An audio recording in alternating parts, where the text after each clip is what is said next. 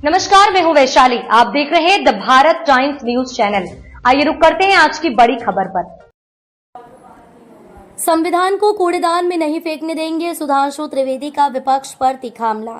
आपातकाल की 50वीं बरसी पर नई बहस।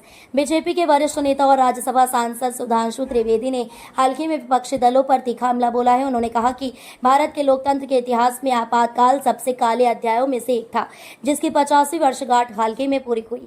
इस मौके पर पटना के गांधी मैदान में एक रैली का आयोजन हुआ, जहां तेजस्वी यादव का एक बयान चर्चा में आ गया।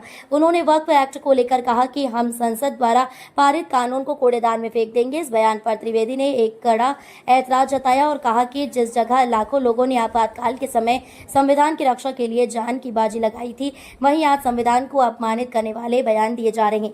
वक्फ एक्ट पर मचा राजनीतिक घमासान।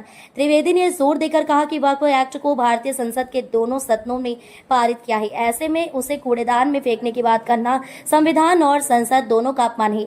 उन्होंने कहा कि तेजस्वी यादव और उनके जैसे नेता सिर्फ वोट बैंक की राजनीति के चलते इस तरह के बयान दे रहे हैं। बीजेपी नेता ने कहा कि यह वही मानसिकता है जो 50 साल पहले आपातकाल के दौरान देखी गई थी, जब संविधान को ताक पर रखकर लोकतंत्र का गला घोटा गया था।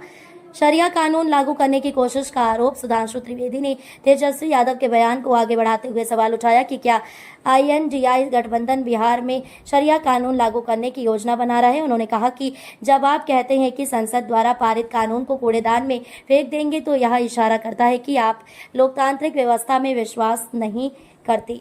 उन्होंने कटाक्ष किया कि क्या विपक्षी पार्टियां सऊदी अरब, तुर्की, इंडोनेशिया या यहां तक कि ISIS से भी आगे निकलकर शरिया लागू करना चाहती है। समाजवाद के नाम पर विरोधाभास। बीजेपी नेता ने राजद और सपा जैसे दलों पर तंज कसते हुए कहा कि समाजवाद का सिद्धांत कहता है कि समाज में धन और संसाधनों का समान वितरण हो, लेकिन विपक्ष के कुछ नेता चाहते हैं कि 49 लाख एकड़ जमीन पर कुछ खास लोगों का कब्जा बना रहे। त्रिवेदी ने कहा कि यह सोच समाजवाद के बिल्कुल खिलाफ है और यह सिर्फ एक वर्ग विशेष को फायदा पहुंचाने की रणनीति है।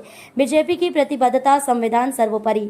अंत में सुधांशु त्रिवेदी ने दो टूक कहा कि भारतीय जनता पार्टी और NDA गठबंधन इस बात के लिए पूरी तरह प्रतिबद्ध है कि संविधान की किसी भी तरह की अवमानना नहीं होने दी जाएगी। उन्होंने कहा कि बाबा साहब अम्बेडकर द्वारा बनाए गए संविधान की रक्षा करना हर भारतीय का कर्तव्य है और बीजेपी यह जिम्मेदारी पूरी गंभीरता से निभाएगी।